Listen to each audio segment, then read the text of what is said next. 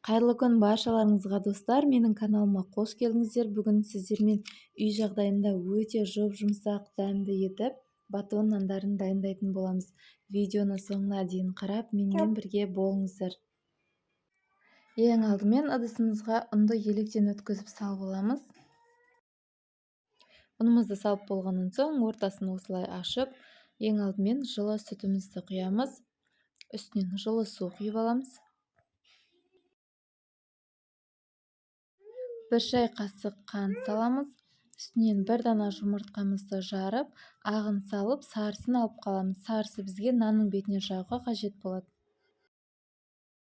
1 шай қасық тұз, 1 шай қасық құрғақ ашытқы және де 50 грамм сұйық майымызды құйып, барлығын жақсылап араластырып жіберіп, жұп-жұмсақ етіп қамыр илеп алатын боламыз.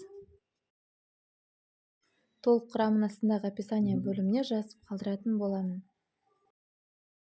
Міне қамырымызды жақсылап илеп алдық. Бізде қолға жабыспайтын жұмсақ, өте керемет қамыр шығады. Енді қамырымыздың бетін пакетпен жауып, жылы етіп орап, 1,5 сағатқа қалдыратын боламыз. Арада 1,5 сағат уақыт өтті. Міне біздің қамырымыз өте керемет болып көтеріліп шықты. Бетіндегі пакеттерін алып, қамырымызды түсіріп аламыз. Біздің қамырымыз қолға жабыспайды, сол себептен ұн қолданбадым. Осы қамырымызды теңдей ортасынан 2 бөлікке бөліп аламыз.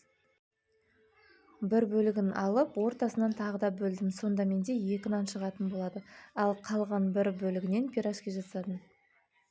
Бөліп алған қамырларымызға енді дөңгелек етіп пішін беретін боламыз.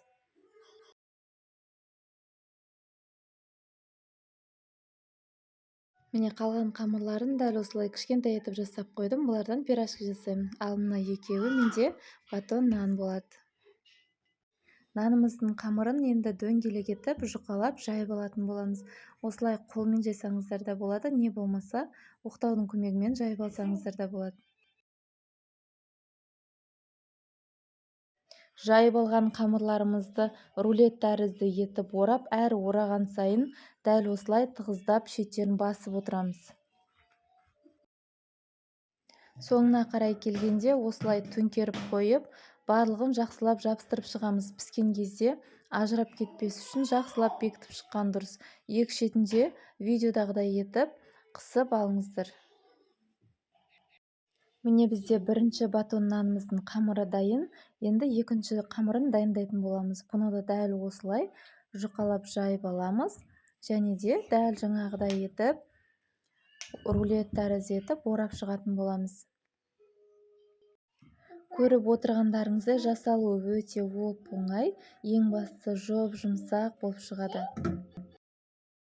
Дайын қамырларымызды пешіміздің листіне салып, бетін жауып, шамамен 20 минутқа қалдырамыз. 20 минуттан соң ашамыз. Міне бізде осындай көтеріліп әдемі болып тұрады. Енді бетіне жұмыртқа жақпас бұрын осылай пышағымызбен кесіп аламыз.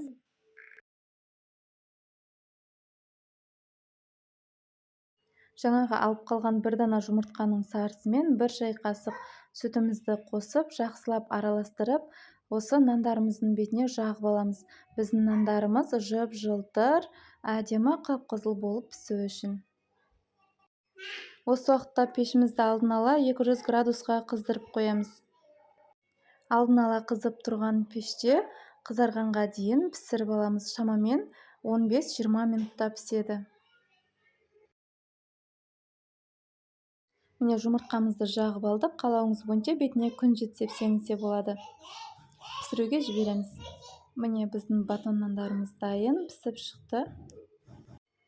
Қып-қызыл, әп-әдемі, ең бастысы жұп-жұмсақ болып шығады. Қазір сіздерге бөліп көрсететін боламын. Ортасының өзі өте керемет. Қараңыздар, қандай әдемі болып пісіп шыққан. Видео рецепт сіздерге пайдалы болды деген ойдамын. Видео ұнаған болса, видеоға лайк басып, пікір қалдырып, қолдап қойыңыздар. Міндетті түрде дәл осы рецептпен жасап көріңіздер. Сіздерге ұнайтынына сенімдімін. Және де менің YouTube каналыма тіркелмеген болсаңыздар, подписация басып, каналыма тіркеліп, жанында қоңырауша белгісін басып қойыңыздар. Сонда менің әрбір салып отырған видеом сіздерге келіп отыратын болады. Видеоны соңына дейін қарағандарыңыз үшін рахмет. Келесі видеоға дейін сау болыңыздар.